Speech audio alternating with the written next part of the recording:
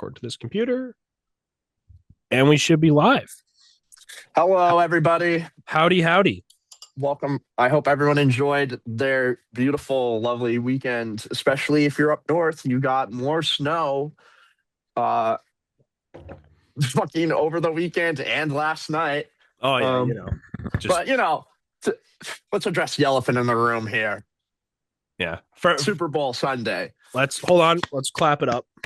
Clap it up for the Congratulations, Seahawks. Sam Darnold. First quarterback from the 2018 class. My favorite thing he made a Super Bowl before Baker Mayfield, Josh Allen, Lamar Jackson, Dak Prescott. Who else is there? Who else? Give me basically another every one. Other quarterback that is DJ Stroud, no, that's not true. I take that back. Kyler Murray, Trevor Lawrence, Caleb Williams, and this guy was supposed to be a bust. He didn't throw a ball for 2 weeks before his first playoff game. 5 teams.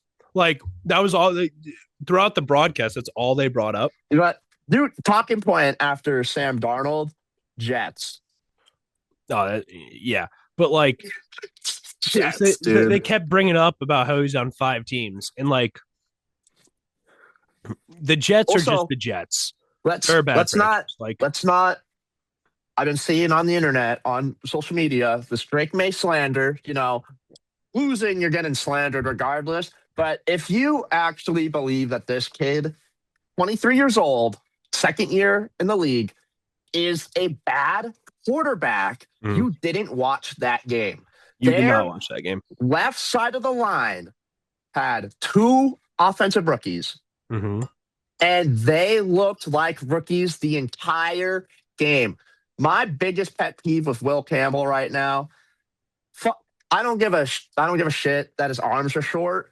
How are you getting blown back that much? How weak are you? Yeah, I mean, I know he's been hurt for a lot of the year, and I am going to give him the benefit of the doubt. He is a rookie. He was hurt. Playing on a bad knee. He's playing against one of the most consistent edge rushers in the entire league for the past 10 years, and DeMarcus Lawrence. Listen, your slate this year as a rookie was loaded. You had just in the playoffs alone, you have to go against, who is it? They still have Khalil Mack, right? You had to go. So they had to go against Odafe Owe from the Chargers. That was their number one edge rusher. Will Anderson and Daniil Hunter, like 2 top 15 edge rushers. You had to go against Denver and Nick Benito, who Denver through like 8-9 weeks of the season had 20 total sacks. Like, you know, and then you had to play Seattle, which is the best defense in the league. But even during the season, they had Myles Garrett, TJ Watt, Max Crosby. Correct. Joey Bosa, Bills. Yeah, even though they won one of those games, it's still Joey Bosa. Like, he's old, yeah, but long dude. That's why. You also do against the Giants' edge rushing core, which is Brian Burns and Abdul Carter, and Kayvon Thibodeau. But I have to fucking look this guy up. 33 to 50. But like the issue, I think we're going to see a lot of people kept asking the question, and it's the immediate reaction after the Super Bowl, which is Will Campbell tackler issue moving to guard? And I think Vrabel came out and said it properly, which is he's our left tackle until further notice. And I think you should give him another year or 2, right? Because this class isn't particularly great at tackle. I also want to say something. They are kids. You cannot expect, this is not the NBA. No. Okay? Where you can just run around and have the control of the ball and do whatever you want with it. You know what I mean? This is the NFL. It's like chess. You can't expect these players to come straight out of college and just expect them to be playing like Patrick Mahomes, like prime Tom Brady, prime Andrew Thomas. They need 3 to 4 years because they need to develop. That's exactly what happened with Sam Darnold and a bunch of rookie quarterbacks. Exactly. Look at Baker Mayfield. Look at Sam Darnold. Look at Bryce Young. They just need the system. Yeah. Right now, it's JJ McCarthy. Everyone's given up on that kid. The only thing I have to say to him is that he needs to get bigger. I don't mean like fatter. He needs to get stronger, get hurt too easily. Stay healthy. And that's basically the thing I'm saying about Will Campbell is that he needs to get a stronger upper body. I see him racing himself with his hips, right? Granted, I'm no offensive line professional, but you've gone against enough of them. This is my knowledge just on the defensive side. Looking at him brace his hips, right? He's doing a perfect job of making sure I'm not going to like bull rush him too much. His issue is that he's bending backwards like so much to the point where you saw it. I know the play was blown dead, but he got blown up by whoever. I don't know if that was DeMarcus Lawrence, but if it was DeMarcus Lawrence, it would make sense. But if it's not, still, the point still stands. You can't be bending backwards like that. Granted, he's hurt a rookie and he's not that strong. You have a lot to work on. Then again, who is this guy? I have their whole roster pulled up. Okay. So looking Jared Wilson, another offensive rookie. Dude. But what are you? I understand you're a rookie, you're a guard. You have one of the easier jobs in the league, right? You are getting bullied. You, in particular, are getting bullied the entire game. I watched the entire game.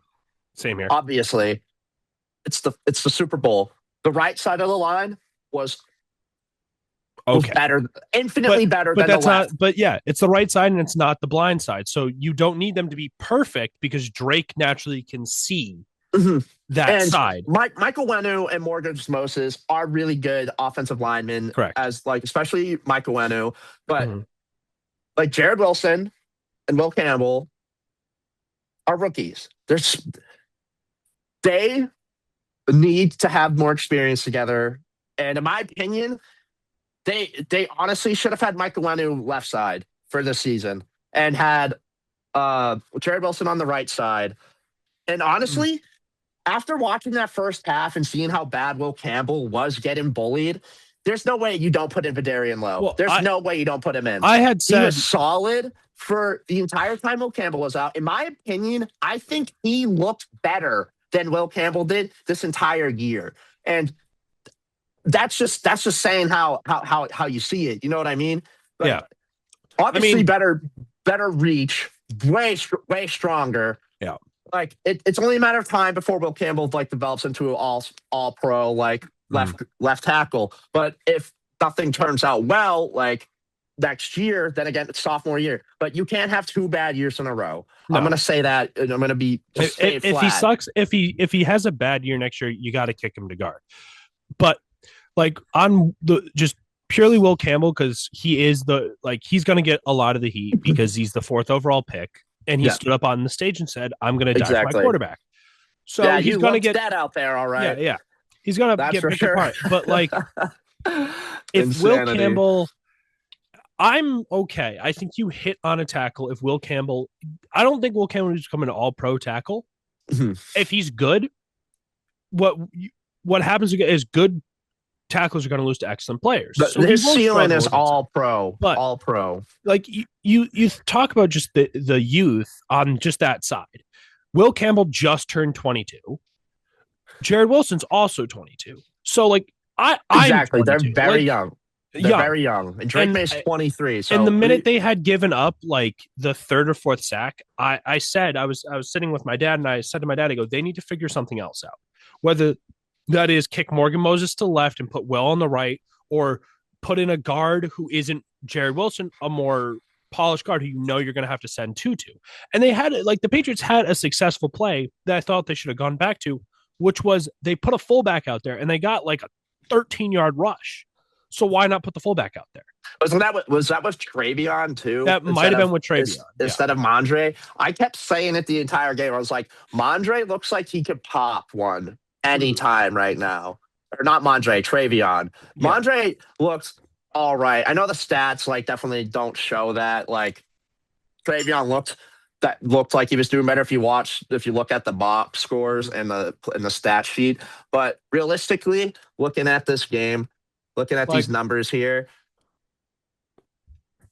It's a 4-yard distance. It's a 4-yard difference on one less rush attempt, and the kid was lightning fast. Exactly. Also, like, let me touch up here with the rushing game. 18 total rushings. 18 total rushes. Your quarterback gets sacked 6 times for total losses of 43 yards. You basically said, fuck the run game. You threw the ball 43 times. Not a recipe. Got sacked on 6 of those. All of Drake May's passing yards came in the end of the game. Yeah. All of them. And that's just how it is, because it's garbage time, dude. You just get to chuck the ball up until the end of the game. Yeah. And like, if we're going to just genuinely talk about the abandonment of the run game, anytime statistically a quarterback throws more than 30 times a game, it's a bad recipe, which means you become one-dimensional. And the Seattle went, we're going to make you one-dimensional. And Josh McDaniels basically said, I guess we're one-dimensional. Like, Sam Darnold threw for 38 yards. And like, Sam Darnold looked terrible for half that, because you literally could just get him moving, and he's like, oh shit, I can't throw the ball. And it's like, no duh. And you held down their best player, the offensive player of the year, Jackson Smith-Njigba. But you gave it up for Kenneth Walker, 135 yards. But it came a point, but they ran it 27 times. Like, it got to a point where they were just running it, and the Patriots defense was out on the fields for so long that you're going to end up giving up. Offense was out there for a drive, and they were punting. Like, you can't. Like, you see, like, everyone's seen the clip of their linebacking core literally going like this on the sideline because they just punted the ball or turned the ball over. Exactly. And honestly, it was probably when they turned the ball over, and it was not. I think it was ugly. It was a defensive game. It was ugly, but there's no way that, like, you have to stop that run game.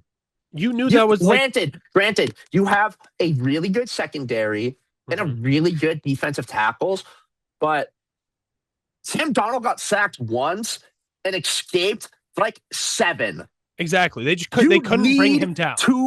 Bring him down. You need to wrap him up. I don't think Harold Landry was relevant the entire game. They honestly could have, were better off probably benching him. I don't think he really played a lot. Harold Landry had 1 tackle, and that's it. That's all he registered. He had 1 tackle and 1 QB hit. Like, but think about it. They had 6 total QB hits. Like, and you 7 gotta bring him down defended. at least 3 of those times. And they had only 1 sack, and it was Milton Williams, who just finally said, screw it, I'm going to hit you. It's just like, the Patriots had a great secondary. And I think we all kind of cued in the fact that they need to stop JSN. Like, that was Christian stop Gonzalez JSN. did but then we all absolutely phenomenal. Yeah. But then the second point was definitely like, well, if you stop JSN, you just stick Christian Gonzalez on him. He's a top 3 corner in the league, and he proved it. Like, he genuinely proved it. You can't argue literally that. made sure that game was and then not 50 to 13. Everyone went, well, you got to stop. Then you also have to stop There's Kenneth Walker. And the Patriots went, no, we don't need to stop Kenneth Walker. And it's like, well, then Seattle controls the clock. Your offense isn't blame that on your ball, line. Honestly, Chris, like, your defensive line there is to blame. You have 6 QB hits. You can't stop Kenneth Walker at the line of scrimmage. He is looking like prime fucking Le'Veon Bell. Excuse my very vulgar and emphasis on the fucking there. But literally looked like prime Le'Veon Bell. He just sat. He would sit, wait, and his offensive line would give him a shot. Your defensive line is to blame. This is honestly another factor this game. Drake May. Only so much you can do when you are sacked 6 times. When you're getting sacked 6 times and hit 11, like, you're just getting beat up. At that, but I'm surprised not in a body bag. But like, he's also the most sacked quarterback in the league. You have to address that. Exactly. I mean, you shut down JSN. You couldn't contain Kenneth Walker. And the problem with the offense is I think, yes, Seattle probably has, and they will also continue overpaid to have Carlton Davis, dude. The best best defense, if not best secondary in the league. So you knew you weren't going to pass it. You kind of had to scheme people open. Yeah. And the problem was, is that, like, there was a play. I forget the play, but there was a play where I think they had Devon Witherspoon blitz, and they did it multiple times, and Drake couldn't pick it up. And I was like, you know how you beat a cornerback blitz? A quick slant. Their linebacking core is Drake Thomas and who? Like, just Unche Nwosu? Like, yeah, but he blitzes. He's not a coverage guy. You do a quick thing with Pop Douglas. Josh Uche? Like, is that what we're talking about, Josh Uche? No, Uchenna Nwosu.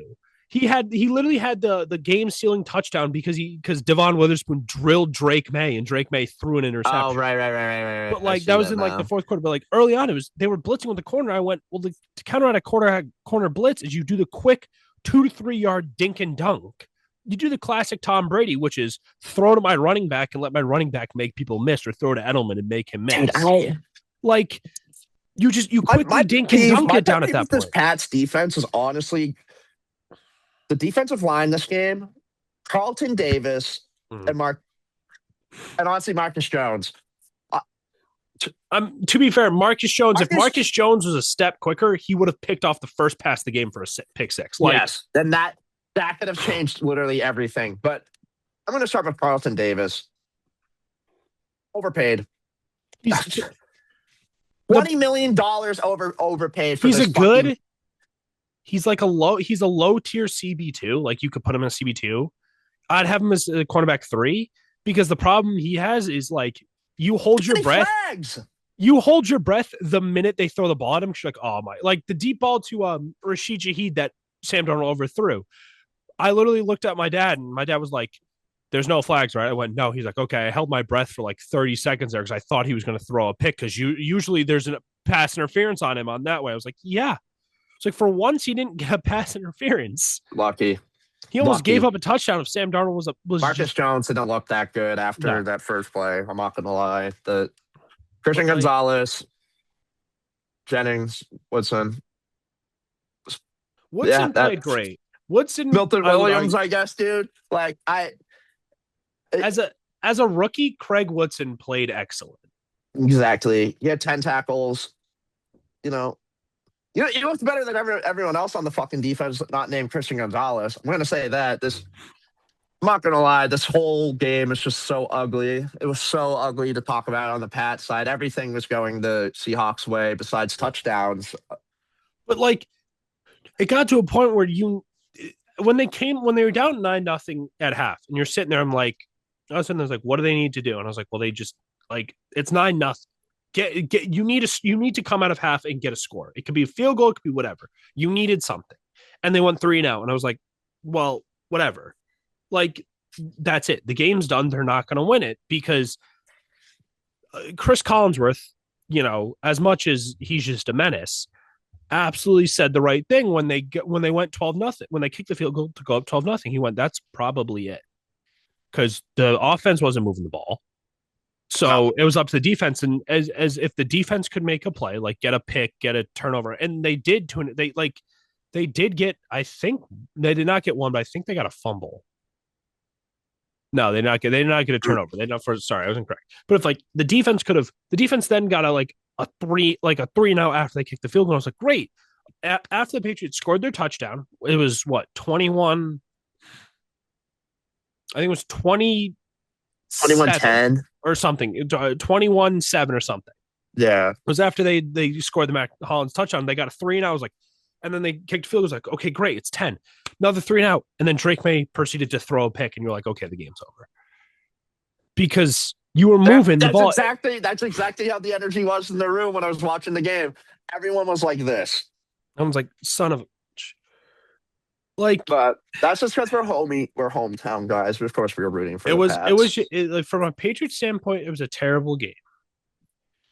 And like the one comment I kept seeing was, well, the NFC Championship was the real Super Bowl, and I'm going to wholly first off disagree with that, because I think if the Patriots play the Rams, the Patriots win this game, because the Rams have a crap secondary, and Drake May could have actually done what Drake May could do, which is throw the ball. Their offensive line could definitely handle their defensive line a little bit better than the Seahawks. And I look at it as the Seahawks just had the best defense, and all they needed from their offense was just to not screw it up. Right. Yeah, to not come out and look like incompetent. Not to let the Pats defense score right. Like, or anything. Not just be able to move the ball. They did their job, dude. They managed the game. They were getting points. The Pats weren't.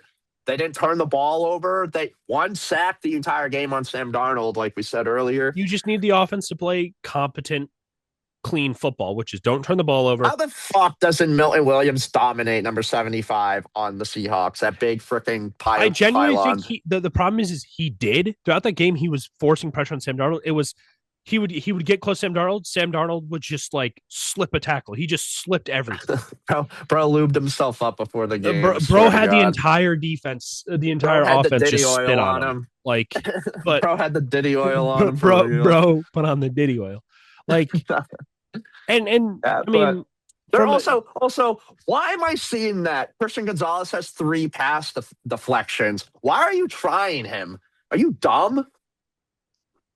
It's because they wanted to get Jay. You want to set a message there, but the message is don't try. Don't throw the ball this way. Like, but just to the Super Bowl, to wrap up kind of the Super Bowl stuff. It was a terrible game for the Patriots. Do I think they'll be back? Yes. I think not next year. No, definitely not next year. But with Drake May, yes, I think they will be. I don't think the AFC is super strong. And I think there's not a lot to fix here. Maybe some offensive line depth. Maybe get a veteran or two in there. Someone you can either put next to Will Campbell or whatnot. I think you definitely need a number 1 receiver because as much as, Stephon Diggs is good, he tends to disappear. Bro's going to jail. And bro might be in prison in a little bit. And I love Kayshon Boutte. He's a wide receiver too. I think that's where he maxes out is at wide receiver too. I'm gonna say it. I'm just gonna address it while I can.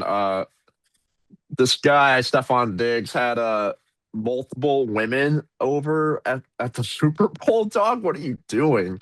And he and Cardi B no longer follow each other. Yeah, so they're definitely done. Yeah, but that's just insanity. You can't trust Stephon Diggs because at some point he's gonna wear his welcome. Either he's gonna get upset with you, or you're gonna get upset with him. Right? Like. So you need a true wide receiver 1. You need a. Well, excuse. I'm not going to try to swear here, but you need a wide receiver 1 who has no interest in just being like a gangbanger, or like who has no interest in women. Who has no interest. Literally, like you need someone like Fernando Mendoza to be your wide receiver 1 in this league, or else they're going to go commit a crime. Look at Jordan Addison. Look at Rasheed Rice. Look at Puka Nacua. Exactly. Bro spends half his time on like Aiden Ross streams and comes out in the middle of the game, does an anti-Semitic hand gesture, and goes, I didn't realize it was anti-Semitic. You're lying! Brother. You're lying. The guy I want the Patriots to go out and sign in the offseason is Alec Pierce. Will he leave Indianapolis? Probably not. Maybe. They'll pay him the bag, but he's a good speed threat. He's about 6'3".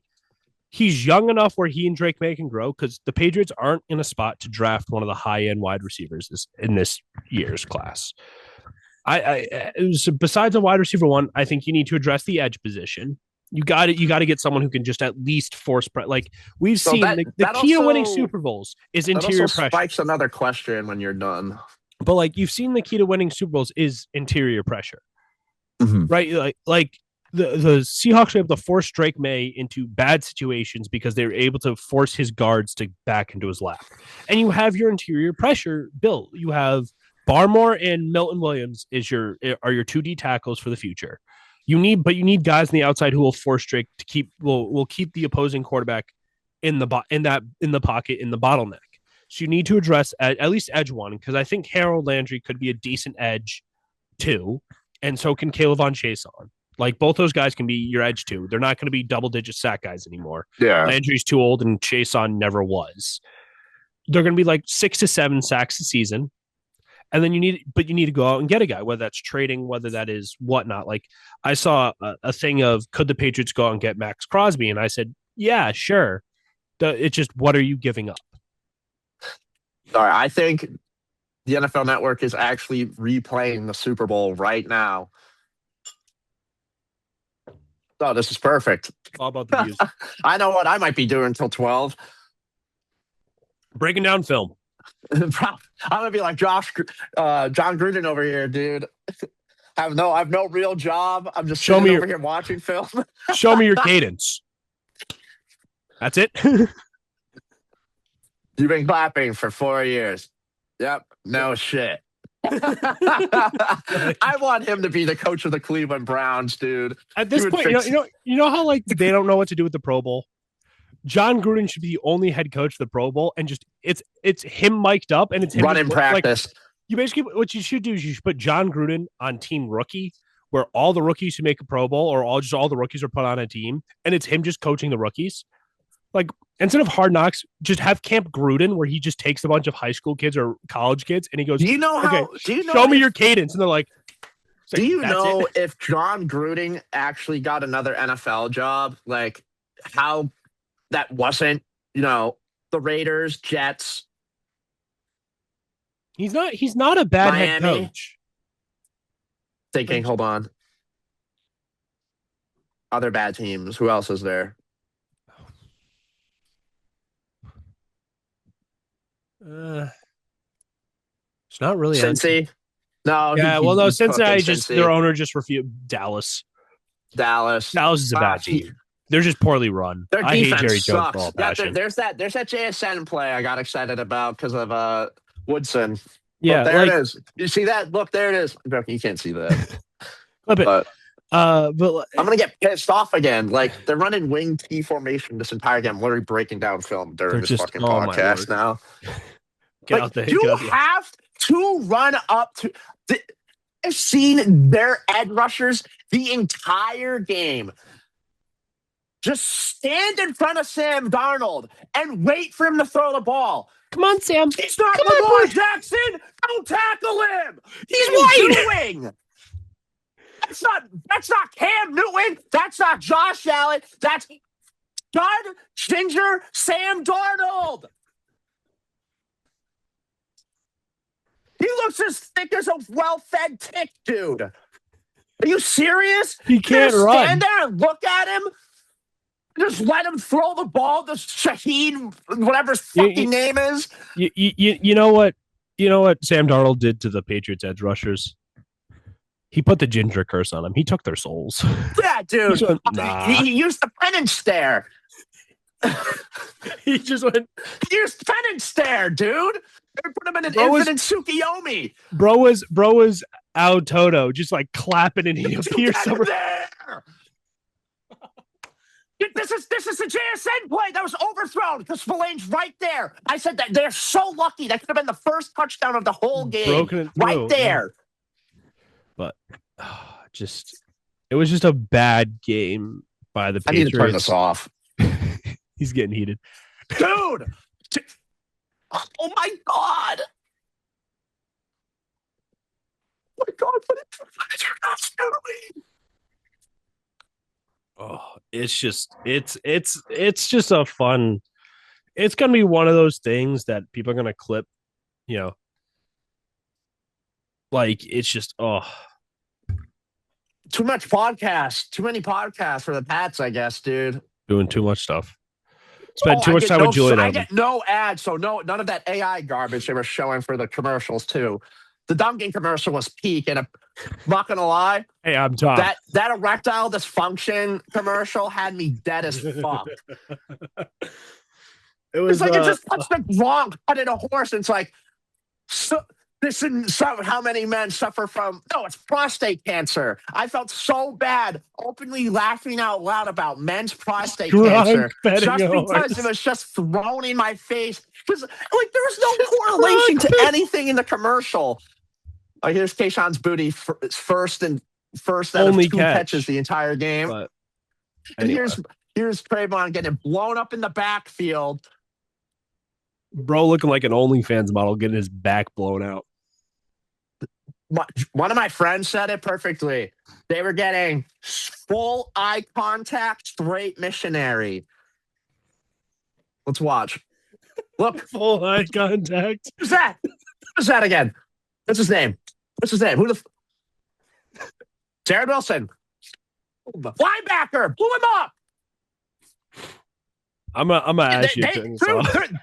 The Seahawks box, honestly, now rewatching the game a little more sober.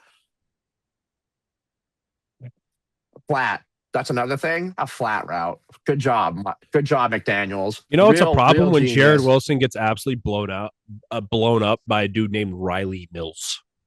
Also, like, who's that guy that someone threw a punch in the game and stayed? Oh, it was Josh Jobe. Yeah. I saw that thing where you clear like the ref was there separated. Wasn't it Julian Love? I thought it was Julian Love. No, Julian Love hit Stephon Diggs late.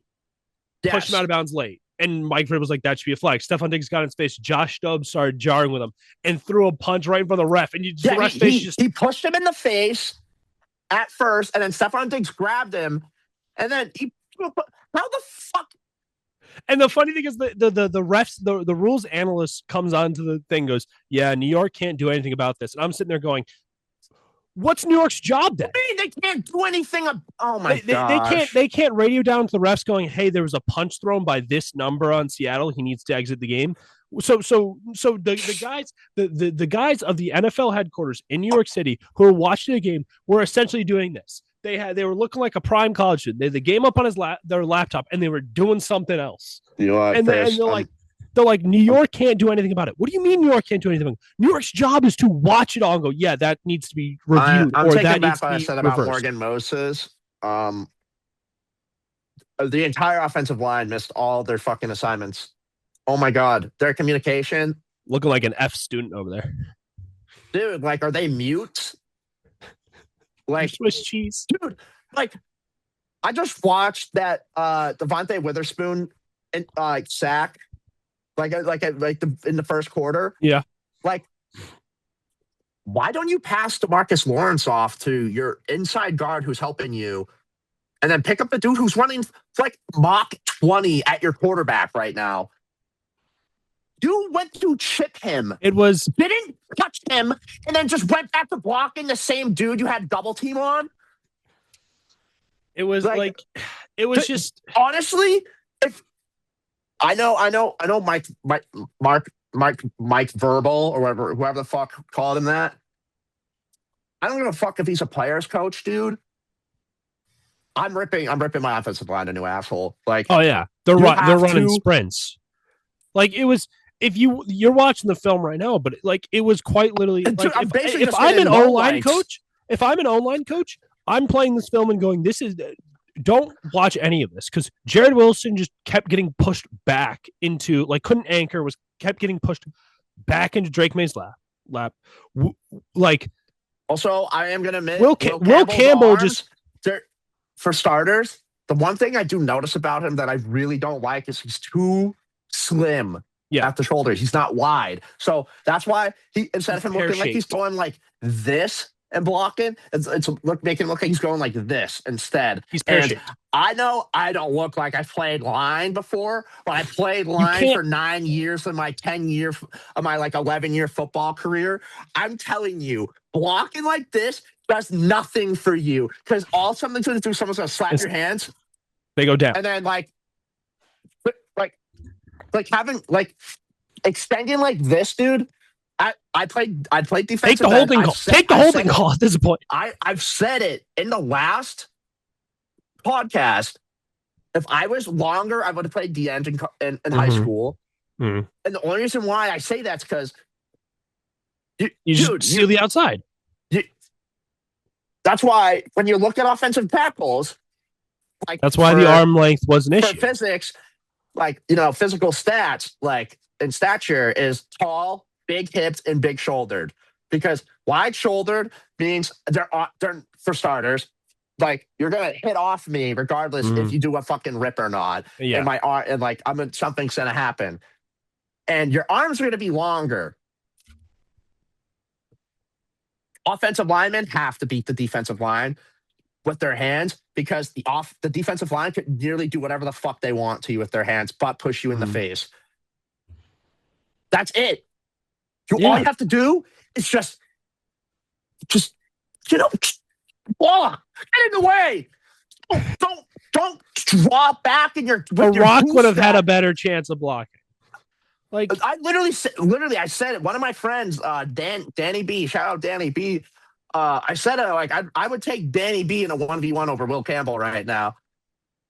Because this kid hasn't played football in 5 years. They said it first. Like the arm length is going to be a problem, but the arm length technically wasn't a problem because most people went, yeah, you can kind of get by with shorter arms. They're like, just it's the width. It's like he's like the wingspan was the issue because he's not broad in the chest. Like he's not broad. He's pear shaped. He's thick in the hips, so he can anchor really well, but because he has short arms, he's not broad enough to counteract that.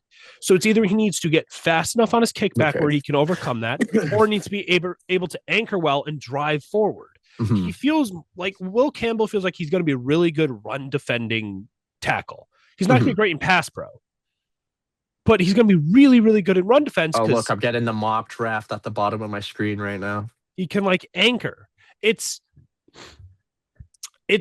going to be an interesting the way the Patriots go forward, and we're kind of going to this mock draft has Browns going offensive tackle. We'll get into mock drafts later, later down the line, but later down the line when they come closer. To essentially wrap up this whole Super Bowl is congratulations Seattle, congratulations Sam Darnold, well. Congratulations. It was a complete game by the Seahawks. It was one of the most complete games I've ever seen. Barner wide open, pick up 8 yards on a dump. That's just because of the Patriots assignments were so guarded towards JSN, which is kind of how it is. But that's what good teams do. They use what they have, and they did their jobs. It's like the old Patriots motto: "Do your job." They did it. It's just congratulations to the Seahawks. It was one of the most complete games I've ever seen, and I've seen some complete games. It was just almost clean. If they got maybe more touchdowns in the red zone, but like it was by definition an ass kicking. It was just B to A, belt to ass, just straight beat down. People weren't wrong. Like I chose the benefit of the doubt for the Patriots. I said the Patriots would put up more of a fight than they did. I'd have to go back and watch the last episode to see who I predicted. But like it was a clean game from Seattle. Both sides of the offense was working. The rushing and the passing were working. I mean, yes, Sam Darnold didn't look great, but you didn't need him to look great. All he needed to do is play clean. And then the defense did what they did, which was like they went like I think it was Ernest Jones defensive reps. It was either Ernest Jones or Byron Murphy from the Seahawks.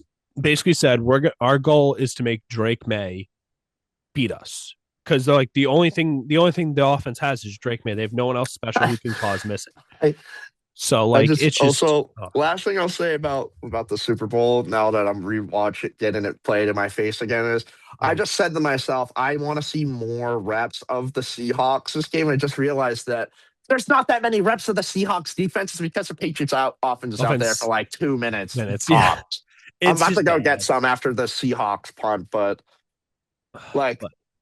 I'll just take notes for now and then just keep it to myself. But, being a hometown New Englanders, we will have to, talk Patriots and whatnot. So when I look at this, maybe next podcast we'll have Will Campbell as a topic. we'll talk about Will Campbell. And offensive prospects and why edge rushers are probably your most important key to your defense, and why Jerry Jones is, stupid. An idiot. But to say it safely, he's an idiot. He's an idiot. Moving on to kind of wrapping up a lot of some of the football stuff here. There was a couple head coaching hirings to the Super Bowl week. So you had so now all the vacancies are filled. I'm just gonna go through them. Arizona Cardinals hired the offensive play caller for the Rams and Mike LaFleur. Great signing. Basically, directly after the Super Bowl ended, Clint Kubiak had the contract on his desk, inked it. So he's the new head coach of Tom Brady's Vegas Raiders.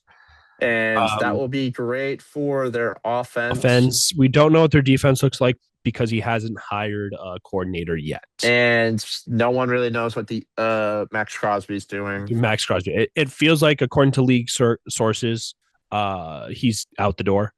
It's just what teams he can say whatever he wants, dude. We're not dumb.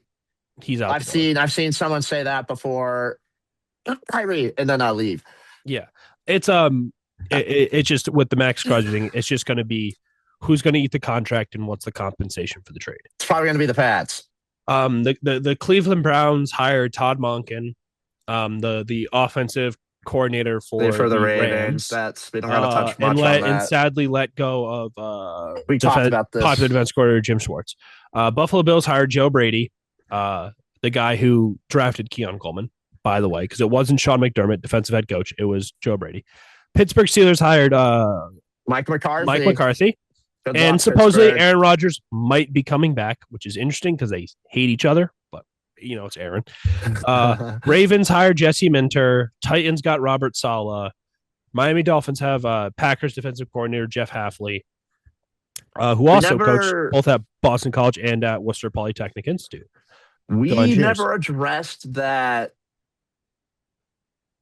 president of football for the Falcons was Matt Ryan. We never brought that up. They hired Kevin Stefanski. They also brought in a GM. They brought in Ian Cunningham. I believe he was the assistant GM of the Bears. Yep. And I'm reading it right now. So, but the good thing about that is, the bad thing about that is the Bears are not getting a compensatory pick because he's technically not the highest vacancy at the Falcons of the front office. It's Matt Ryan because Matt Ryan's the president of football ops. But I gotta say it. Yeah. For the Falcons, at least Matt Ryan for your president of football, fantastic move. I don't think anyone in your entire program or anyone else is more qualified for that position in Atlanta. I could strongly express my emotions about how much I dislike Kevin Stefanski. Mm-hmm. He is going to fail miserably in Atlanta, especially they don't have a quarterback. They don't have I'm going to talk on Atlanta here because they're in my division. Mm-hmm. I like the Matt Ryan head of football ops. I think that position was solely created for him, and then they did the typical we're going to interview like 3 or 4 people because they interviewed the Panthers assistant GM and head of football operations in Brant Tillis. And I was really worried he was going to go because he's a cap genius. But so Falcons, That's another thing I wanted to bring up about football that you could go. Anyway, so the Falcons, created a position purely for Matt Ryan. Luke Kuechly. Sorry, they're showing the Hall of Fame inductees here. Adam Vinatieri, all very, very legendary players we're looking at here. Exactly. And so they hired Matt Ryan. They brought in Kevin Stefanski, who I think will do good. I think they'll get out of the rut of being 8 and 9. That's what they needed. They're mediocre. If they think his high school run offensive scheme is going to work in your division, no. I literally hope Bijan. Because I would argue Bijan Robinson ends up on a different team because he's so fucked there. Like Bijan Robinson is not. This might be a difficult take, but I'll explain it. Kevin Stefanski's best running back up until this point was Nick Chubb. Oh shit! I would argue Bijan Robinson is not better than prime Nick Chubb. No, I think Bijan, Do I think Bijan's more versatile because he can play in the pass game? Yes, but we've seen him have more 100 receiving yards and 20 pass. But you don't rushing. need him. The Falcons don't need him in the pass game. They have Drake London. They have some pretty good 1 and 2 wide receivers. They also have Kyle Pitts, and his Nick Chubb is going to be Tyler Algier if they resign him. But to the Falcons' point is they don't have a quarterback because they plan basically on releasing Kirk Cousins on after June 1st, basically just cutting him to save money. Michael Penix's knee doesn't exist, and they don't have a first round pick. I think I'm going to say either that trying to sign someone. Done. I can't even call him a kid. He's older than me. Well, you're either going to sign someone, trade for someone, or you're going to run it back with Michael Penix, who throughout the season did show flashes of being a competent quarterback, but he also, and the moments where he I'm not shaking my head at you, don't worry. But I understand, but the moments that Michael Penix showed that were good, he looked competent, and then there was a stretch or a series of 2 or even a game or 2 where he just looked like he had no idea what he was doing. Yeah, I And like I like think he I played think his the arm talent is there, but everything else, yeah. obviously he has multiple lower body injuries that have ended multiple seasons for him. He's old. He's going to be 27. He's probably going to be 27 next season, something like that. He's one of the older quarterbacks in the league. He's gonna be 26 by the start of next season. Yeah, so exactly my point. He got drafted 2 years ago. He's already going to be 26 years old. He has started little to no time. And quite frankly, I think the kid's career is done.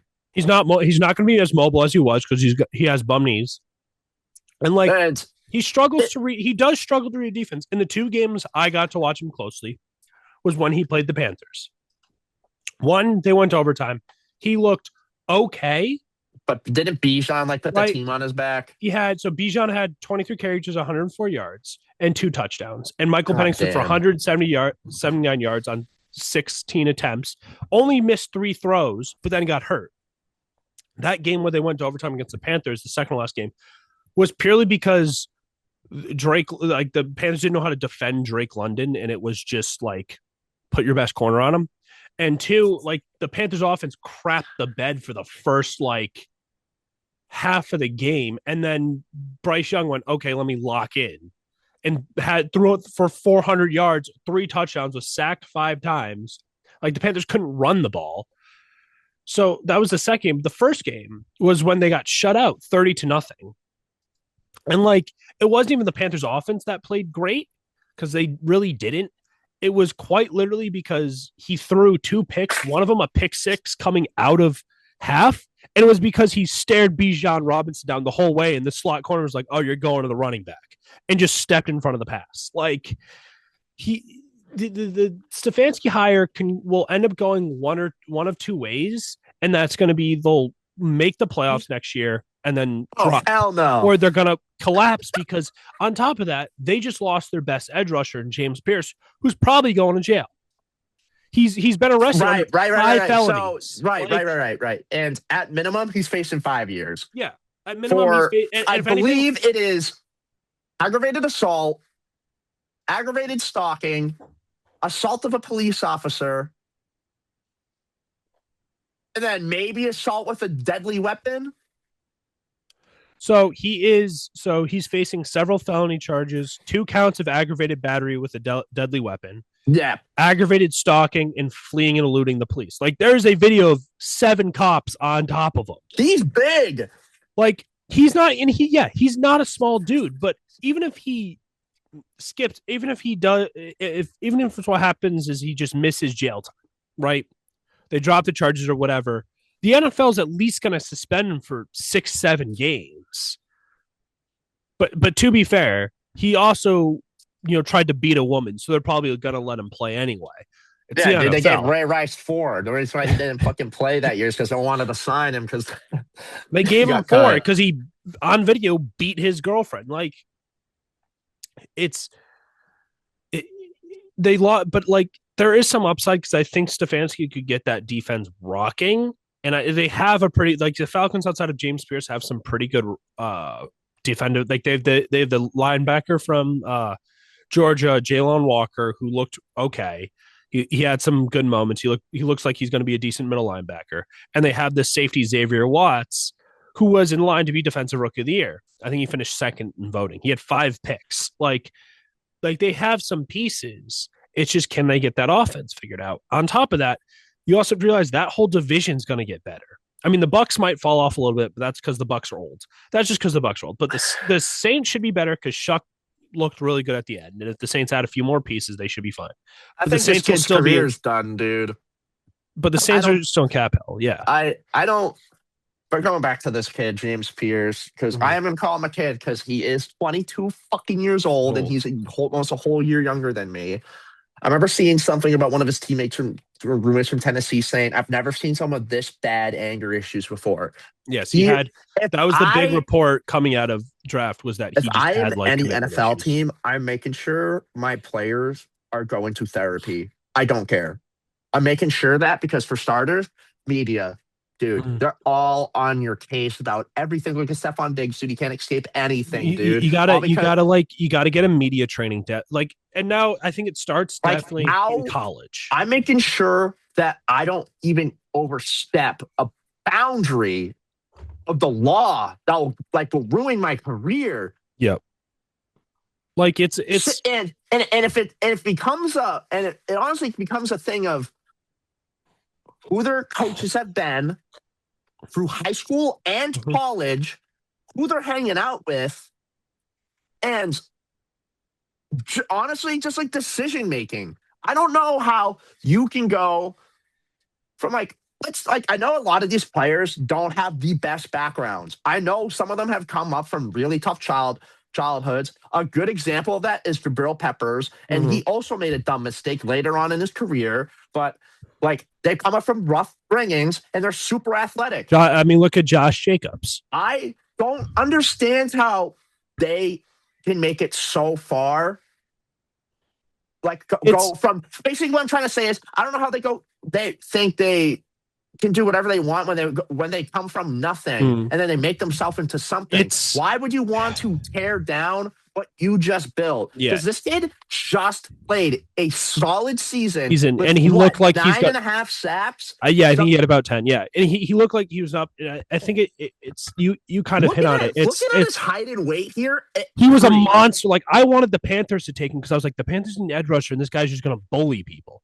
But the reason he fell is because he had off the field issues, and I think the NFL is taking a little bit more of a deeper look into that because they like stuff like this happens, and I think you said it correctly. It boils down to who are they surrounding themselves with, who are they spending time with, who are they hanging out with. This is like John Morant, dude. Who's exactly like John Morant? Exactly. Who's hanging out? Why do you surround yourself with all these people, dude? It's stupid. Yeah. It's who's in your circle, who's in your ear, what have your coaches done, and I'm going to connect this to kind of Deion Sanders because I like how Deion Sanders coaches. I don't think he's a great coach, but I like his philosophy. I do like how he holds his players accountable. He looks at his players and he goes, you're student athletes. So you're sitting in the front of the class. You're not wearing a hoodie. You're not doing this. You're not on your phone. You're not doing this during meetings. You need to maintain this. You're sitting up in your chair. If you disrespect a student, you disrespect women, you disrespect anyone on this campus, a teacher, whatnot, and I hear about it, you're not playing on this team. And not only that, I would say to my players, if you disrespect any staff or any other student, you're disrespecting me. Yeah. And I will reprimand you appropriately. And that's a whole issue with because the NFL. I think it's genuinely because a lot of these kids just across everything, doesn't matter background, are now getting millions of dollars when they're 18, 19 years old. And when you're an 18, 19-year-old, you haven't lived enough and experienced enough. And I'm 22. I'm not a moral compass. I'm not going to tell you what's right or wrong. I don't know. I've been on this earth for 22 years of my life. It's just, I don't know what's right. It's you have if I got $18 million now, just laid in my lap to do whatever, basically to do what I love. And so I'd sit here and I don't know, I could be I'd spend it correctly. But then you're also sitting there going, you know what?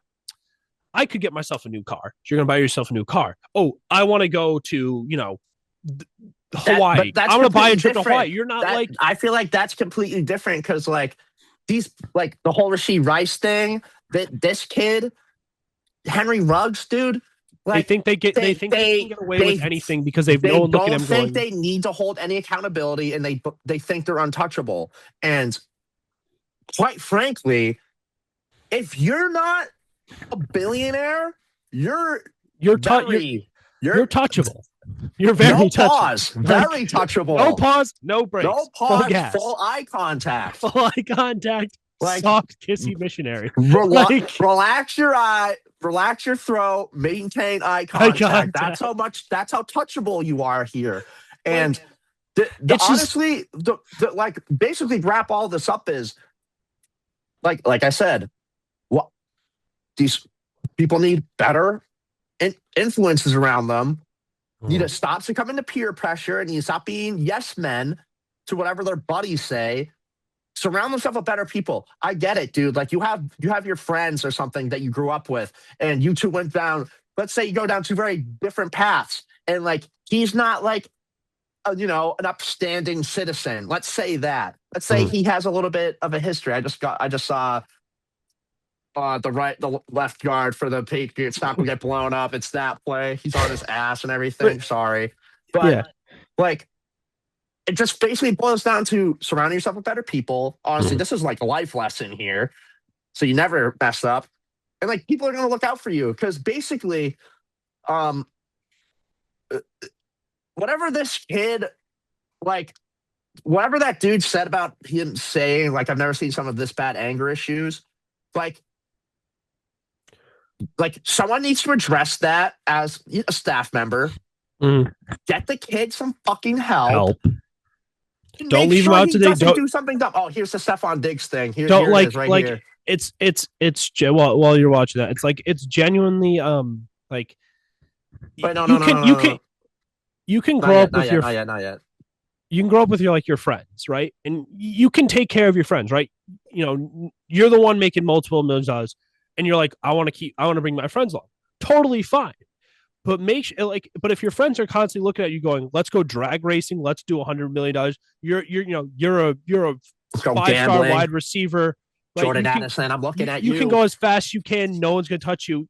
But yeah, you look at a police officer goes, you're going too fast. I'm arresting you. And you go, do you know who I am? Like, it's the video of Reese Witherspoon who goes, you're about to find out I'm a famous actress. And they go, we don't care. You broke the law. Wasn't that Tyreek Hill too? You said, do you know who I am? Yeah. Do you know who I am? It's like, yeah, you're still going to prison.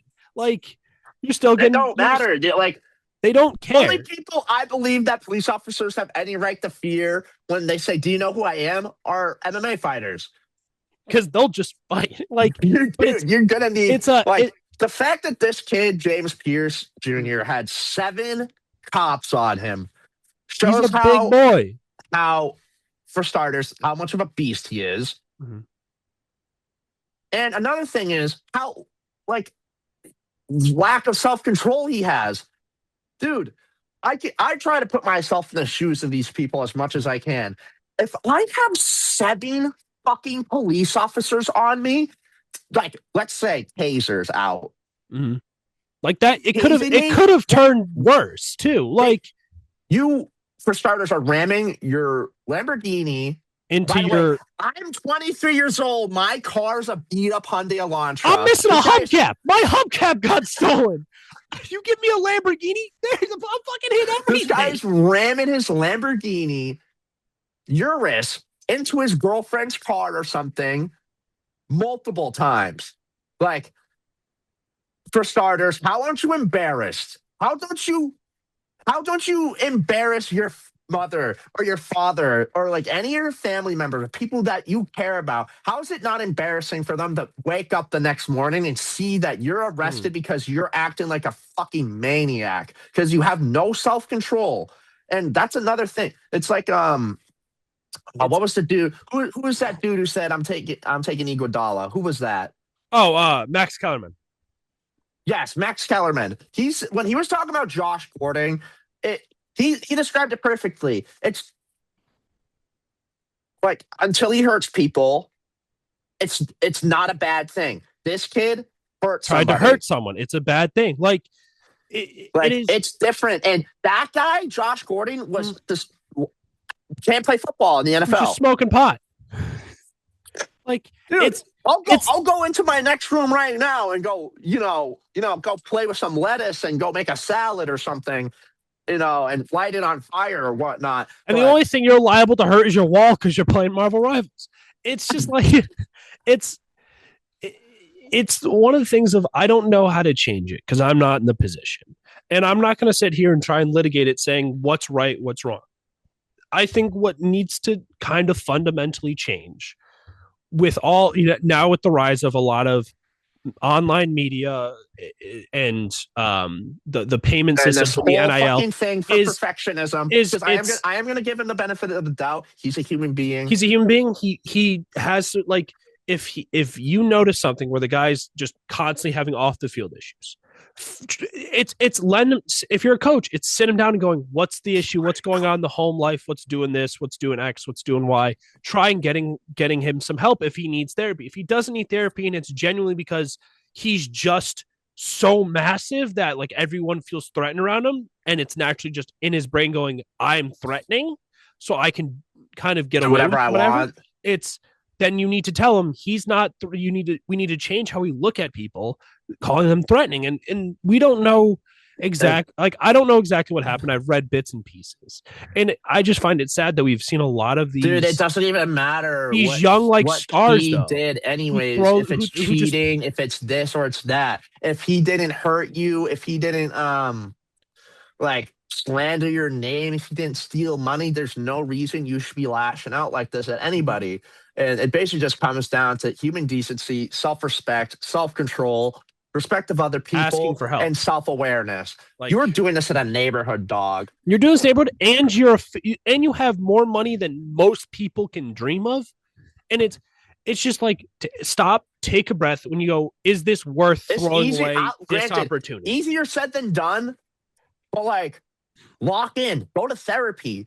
If you know you're an angry person, like me, go to therapy. It is not hard. Honestly, if like this is just a message in general. Like if you have struggles with anything, go to therapy, dude. It's not hard. Reach out, ask for help. We got to start telling people just at all facets of life. If you're struggling, just look at someone. It doesn't need to be a licensed therapist. You can look at your best friend, your mom, your brother, whatever, and say, I need help. Dude. It's just struggling. And they'll be like, okay.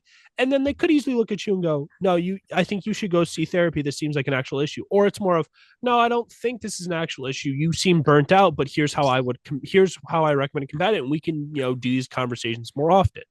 It's just to wrap up kind of the James Pierce stuff. It's just, I also don't want us to make it seem like I'm attacking him. Yeah. And I'm blaming him. It's just like, you see the talent, you see what he's put out.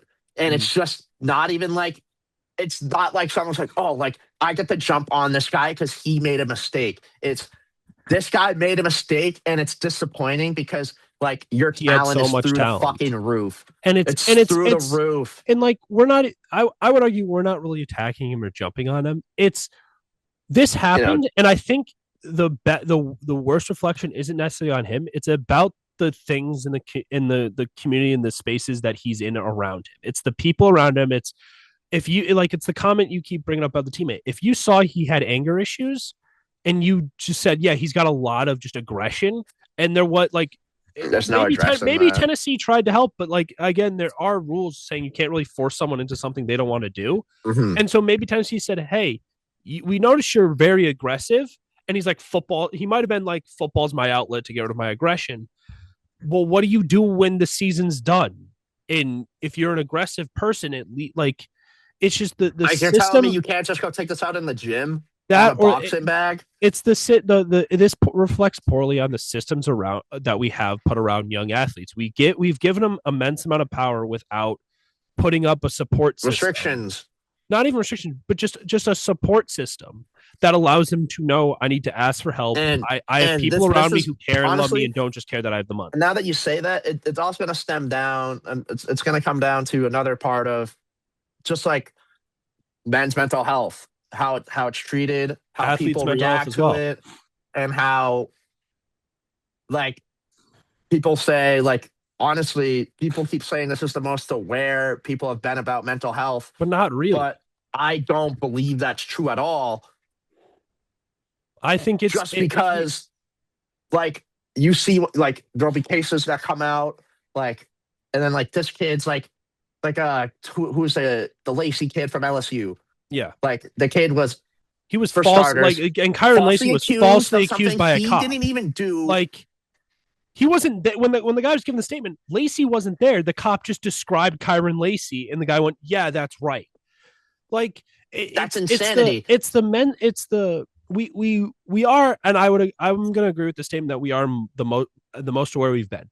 But I don't think it's public awareness. I think it's self-awareness that results in public awareness.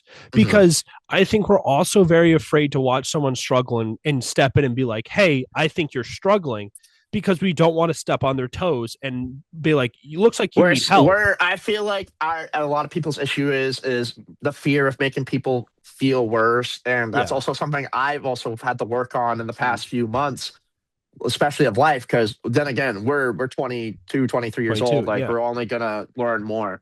Yeah, but we have a lot in front of us. It's just like asking uncomfortable questions can and will help people in the end, at the end of the day. And like, if you see someone struggling and it's just reach out, just say, hey, I noticed you. Like I in college, I used to all the front. I'd see my friends who look tired, be like, yo, are you doing okay? And they'd be like, how do you know I'm not feeling well? I was like, you can see it on your face. You just look exhausted. It's just like that. Like people need to understand that like people are human. Like Kyron Lacey, like probably did hear about everything that was being said about him, the slander and whatnot about him. Like that's another thing. Like you have no support system. Then look what happened after the poor kid took his life. Brian Thomas probably had a bunch of mental problems himself, which is why he didn't look that good this year. Malik Neighbors probably has to deal with it, and he has to deal with an injury on top of that. Marshall, I mean, we had a they all quite played literally together kill at himself college, in the middle and of the this season. kid was supposed to be in this year's draft. Yeah, like Kyron Lacey should have heard his name called. He didn't. Marshawn Nealon killed himself.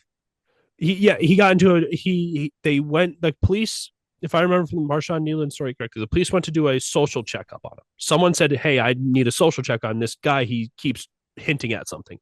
And then they chased his car.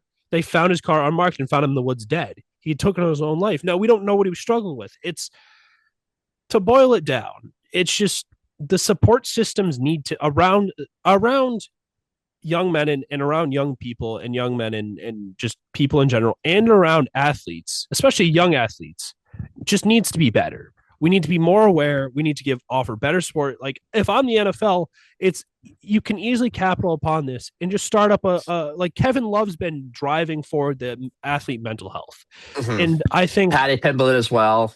I think if I'm the NFL and Kyrie Irving, Draymond Green. Exactly. And if I'm the NFL and all these major leagues, the WNBA, the NBA, the NHL, I'm setting up a program for my athletes that, okay, you enter this program. Like the NHL I think the NHL, I don't know if they have a mental health thing, but I think they have a drug like addiction program. They do. They where you basically step aside from the team and you can throw it up on the injury report as you just say just away from team. Like you do family reasons. And they're just in this program to get themselves out. They step away from, like we saw a lot of athletes do it. A lot of athletes said, I'm not playing the season. I need to step away from my mental health. Like we had a lot of guys retire early. Like Luke Kuechly, he just got into Hall of Fame, retired early to protect his brain and his health because he was getting too many concussions. I think the support system has gotten better over the years. It still is not at the level that it needs to be at to help these young athletes who are now entering an era of both college sports and professional sports where they're seeing more money and getting more focus than anything has. And now they also have to deal with the media hounding them about poor play, fans clowning on them because they missed a block or because they have short arms or because they missed a game-winning sack or dropped something. Like the system that just needs to be better, and us as fans and as media members need to just be better at talking to these athletes, humanize the athlete, say they're athletes, they made a mistake, ask them what they saw. Don't be like, oh, they read it incorrectly or they're dog crap because their worst game happened to be the Super Bowl. It's like to anyone who's a little sensitive to this stuff, we'll leave like hotlines and whatnot in the bio. We'll throw it in the description. Yeah, because I get it. Like we've all had low places. Also, there was a hiring I just saw. Former head Titans head coach is now the QB coach for the New York Giants, and Matt Nagy is the offensive coordinator. Just want to touch up on that a little bit, but basically to wrap this all up is the Atlanta Falcons are a cursed organization. They forever will be. Imagine if they got Deshaun Watson. They had him. they were right there, but the lighten it up a little bit from negativity at least. Bring it back.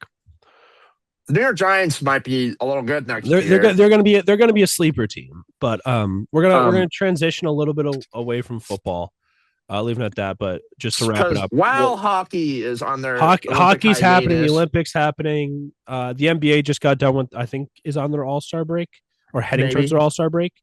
But lastly, just to wrap up the football stuff, don't be afraid to ask. And if you see a friend struggling, don't be afraid to walk up to your friend and just say, "Hey, I've noticed That's your you've been down fucking a little." friend. You're gonna let bro struggle like that for real? You're gonna let bro struggle like that?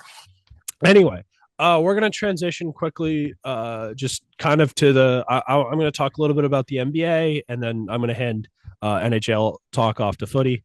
So the NBA did have With the 19 minutes left. Their trade deadline. So there was a couple big trades. The most notable is Anthony Davis, now a Washington Wizard.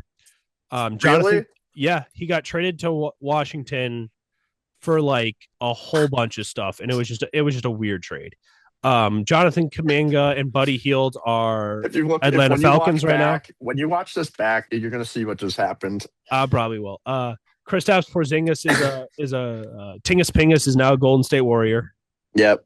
They have no Jimmy Butler. They have no Jimmy Butler. Lastly, the Boston Celtics traded Anthony Simons and a second-round pick for Nikola Vucevic. I like the move. With kind of that, there's reports out that Tatum could be coming back by the end of the season. And I think the Celtics will make the playoffs. I don't know how deep they'll go. I think they'll at least go to the second round. Yeah. But you'll get Tatum back. But anyway, just my last kind of quick point in the NBA. It's just I saw something from Bill Simmons. And he just kind of Campbell false start. Bill Simmons kind of pointed out the big problem I think a lot of people have with the NBA. Is one, the season's too long, and two, like it's a players' league, so the players kind of get to pick and choose. Season's too long. Well, it's 82 games. It's not. I don't think it's too long. I think the problem is they've let the players have a little too much reign, and so they get to like Jaren Jackson basically wasn't playing a back to back, and I'm like, if I'm the NBA, why are you having back to backs? You basically own all of the spring outside of March, like you own June for the most part. Like extend the playoffs, give players breaks. Because your guys are getting hurt too often because they're doing too much. They're playing too often. Like, and I know they're trying to push that narrative the other way, but like it's just you know. But I think the NBA, there's no one clearly this year in the NBA who I would say is going to be a title favorite outside of OKC. But I don't know. Like we've seen the last couple of years, the championship team just kind of take a seat. Yeah, the next season. They kind of do that, and they tend to lose in the second round. They run into a team who just kind of is built to combat them. Like the Knicks kind of are just built to combat the Celtics. Tatum got hurt. Like, and Tatum also tore his Achilles. But besides the point, kind of in our last little bit segments here. Obviously, these topics will become a little bit more topic points now that football is over and we have like 2 weeks before the combine. Exactly. And so I'm just going to kind of pass off to my co-host here. I'll talk a little bit about, since we are Boston people, the Bruins, but also kind of the NHL in general. All righty. So let's start off with the Olympics here because what a snooze fest. It's actually so boring right now that the only thing I've been getting is figure skating. I don't know. The Blade Angels? I'm just saying. I don't know anything about figure skating. Not because, like, oh, I'm a straight man. Blah, blah, blah, blah, blah. I just don't watch it. Also, first legal backflip was performed by Ilya something. Ilya Malkinen? Yeah, something like that. Some M name. But, you know, we got also hand it back to you know, let me look this up while I talk about it's the first legal backflip in like 40-something years. It got legalized 2 years ago in 2024. Holy shit, dude. But let me look this lady up here real quick. Who did the backflip that everyone keeps talking about?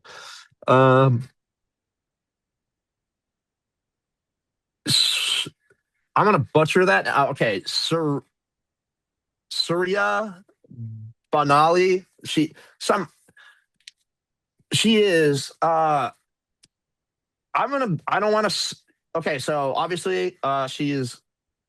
You know, she was. You know, penalized for backflipping multiple times in figure skating. But you know, I don't really know much about it. But you know, that's pretty cool. But yeah. I don't know if hockey's really started in the Olympics that they are. boring snooze fest. The women's have, and the U.S. women's have just been absolutely kicking the ever living snot out of everyone. Oh, that's why I probably haven't heard of anything. But the men's, I don't think start until next. Yeah, they start later. They're later because they're usually the one that gets those. Okay, so let me hold on. Let me see if I can pull up the U.S. women. So the women beat Czechoslovakia, or not Czechoslovakia, sorry, Czechia 5-1, and then they beat Finland 5-0. And then I think they beat Switzerland 5-0. And I think they just beat Canada. Or no, they haven't played Canada yet. So they're 3-0. Like the women are just absolutely bull rushing everyone, and the men I don't think play till. I'm gonna send it back to the NHL here now because they're on hiatus because of the Olympics and whatnot. We'll talk Bruins here because Morgan Geekie's stepping into form here with 32 goals, most on the team, and he's second highest point scorer on the team. But he also has a plus minus of -1. He has 10 power play goals and 5 game-winning goals. So he's taking Pasternak's shot selection away a little bit, which is okay because Pasta has more assists this year, but he also has the second most touchdowns on the team with 22. We got touchdowns, goals, 22. Sorry, football's still on. Football coded. But other than that, Bruins offense is always lacking because those are the only 2 people you could talk about who are a sniff away from a sniff over, or anyone even close to 22 is Pavel Zacha with 15 goals, but that's 15 goals compared to 22 and 32. And I'm going to say it. Charlie McAvoy, not what we wanted. Nope. Not what we expected to get, honestly, because granted, the defense doesn't score that much. That's what he was supposed to do. That's why he got put on the power play. 4 goals and 35 assists. Yeah. I also heard there's like some drama about him, like with the Olympic team, but I could steer away from that because Nikita Zadorov is one of the best defensive players on the team right now. Hampus Lindholm is taking a step back. Andrew Peaky is doing pretty good. Yeah. Matt Petra, I think he needs some more developing. And then Elias Lindholm is doing all right with, center, probably, Yeah. Like Fraser Minton is probably one of the most unexpected players I thought to be good this year. Thank you, Brandon Carlo. Thank you, Brandon Carlo. So we got it. He's the guy we got in the Carlo trade. And he's honestly, unexpectedly, one of our brighter spots on the offense with the lack of, goals and assists and points, but his plus minus is 18 plus. Yeah. So it's one of the highest on the team, but we'll also talk about some NHL teams, like who's probably the scariest team in the league. I'll just say right now, the Avalanche don't have 10 double-digit losses, and the only team that don't in the league. The entire Atlantic Division's up for grabs. I'm pretty sure the entire division is literally within 10 points of everybody. Yeah. I mean, maybe besides bottom feeders. To quickly kind of touch back to the Bruins really quick. The one thing about the Bruins that has been just amazing this year is the amount of the skills they've gotten from their young players. Like Fraser Minton, he's 21. Bro has 29 points. Like he's one of their top goal scorers. Morgan Geekie. Marat Hustadinov has 26 points, 52 games. Like these are guys who are in their low 20s to mid 20s, and on top of that, they have some really good like stellar guys coming. Like for example, their first round pick from this last year, James Higgins, probably will join them next year, if not at the end of this season. He's so far in the 24 games he's played right now for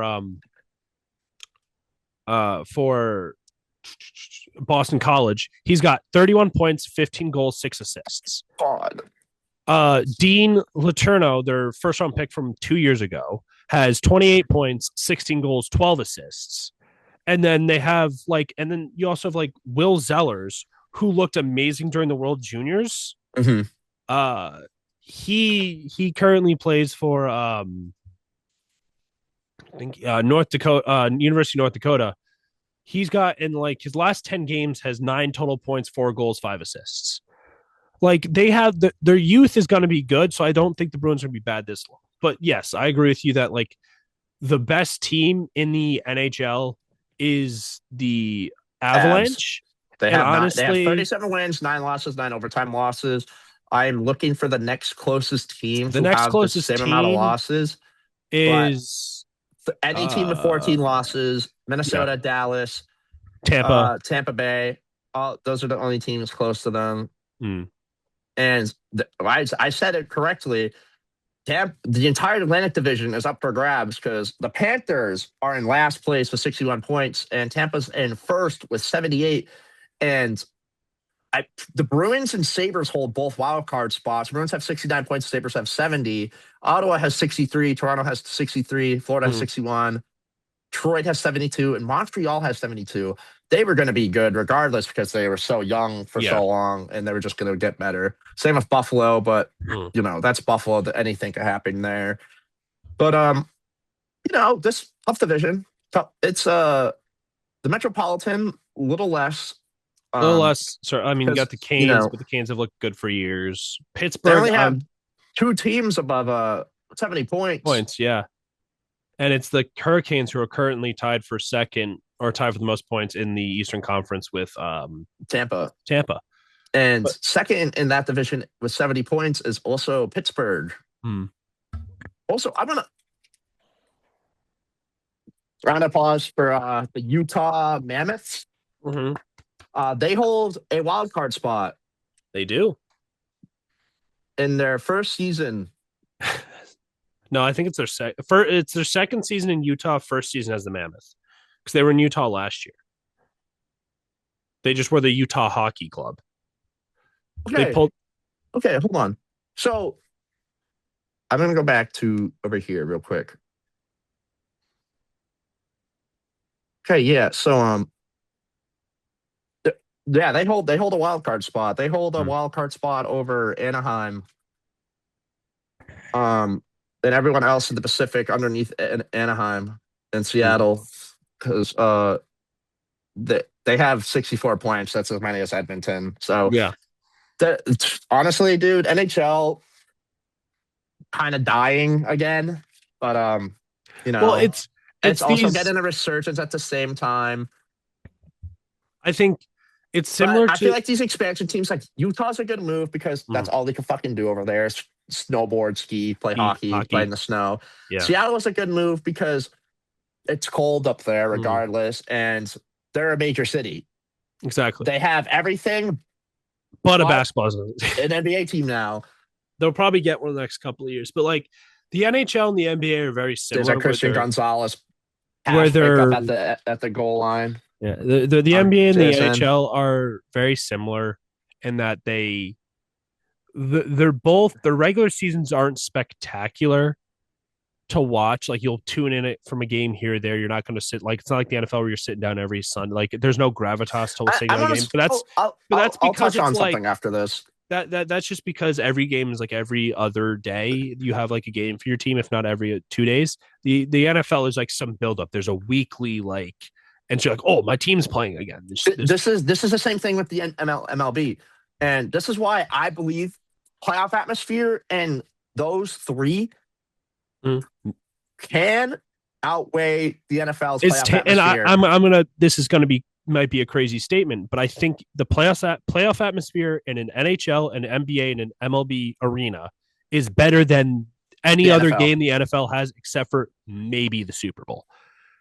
Like and the AFC championships, and maybe to be fair, there's there's a division rival. Yeah, there's like 1 or 2 games maybe in the playoffs where the atmosphere is insane. Like I'm going to point out to a game, and just because I watched it, but the Panthers Rams game in the wild card round, like just insane. Or the Rams Seahawks game, the Rams Seahawks game where game. Shaheed, I think it was Shaheed or so, I think it was the Rams. That was the Niners Seahawks, game or the Niners game where like the stadium registered on the Richter scale. Like again, there's certain like games or but like with the NFL, it's a lot less of like that. they have a lot more explosiveness. You know what I mean? Yes, and that's why they have a lot MLB more ability to playoffs, pop. like when you are at a MLB game in the playoffs and the bases are loaded and your home team just hit a grand slam to walk it off, I don't think there's another better feeling. Also, I'm going to put it out there.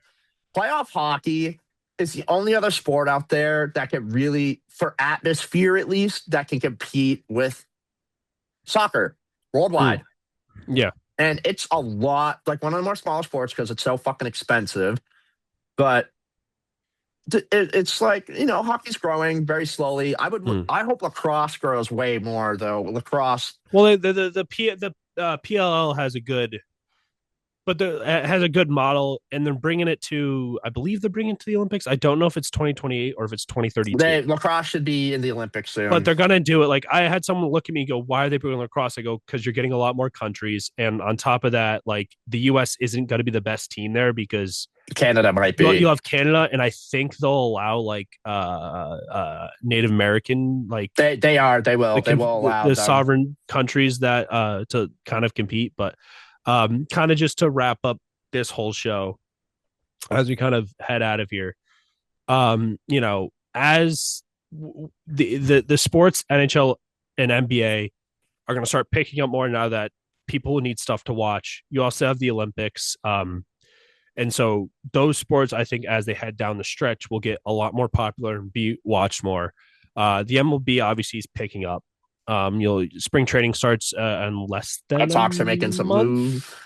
I believe less than a month is when spring training starts. But then like it's going to be a good time it's a good time to be just a general sports fan because the NFL just got done.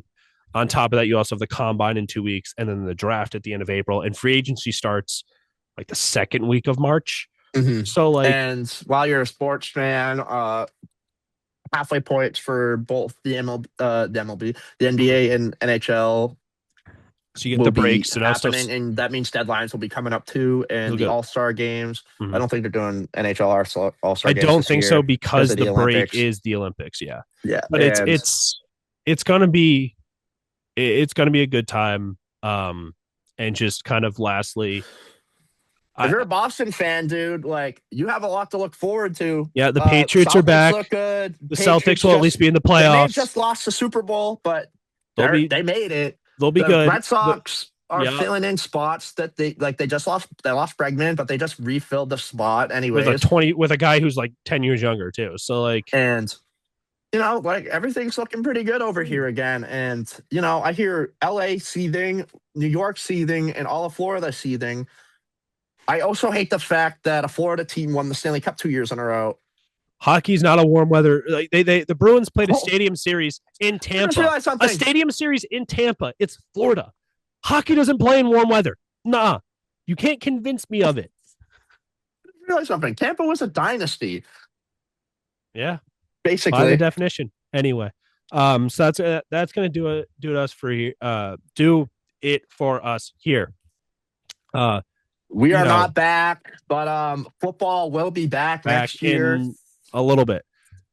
These mock drafts look honestly kind of like shit. I'm not.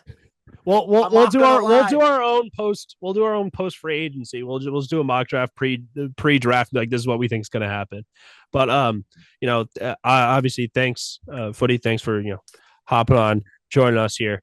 And then lastly, thank you all for listening. Also, sorry for any of the viewers. If I scream, I'm a little passionate. So like when I see Will Campbell's baby arms go like this and like I almost want to start talking like this when I do it. But when I start describing him doing like this, like at that point you are built like, the POTUS. T-Rex. Sorry about that, but yes, football I'm really passionate about, and like defense, dude. Like when I saw Dexter Lawrence, full length push fucking Will Campbell out of his way, I may have or may have not at the Super Bowl been like, that was a really good move, but that's all. That's all. Volume warnings, passionate. It's the show is slowly getting better. But again, thank you for everyone who's listening, providing feedback, liking, sharing the video, all the subscribers. Anyway, we're gonna duck out of here. Thank you guys for joining us. It was good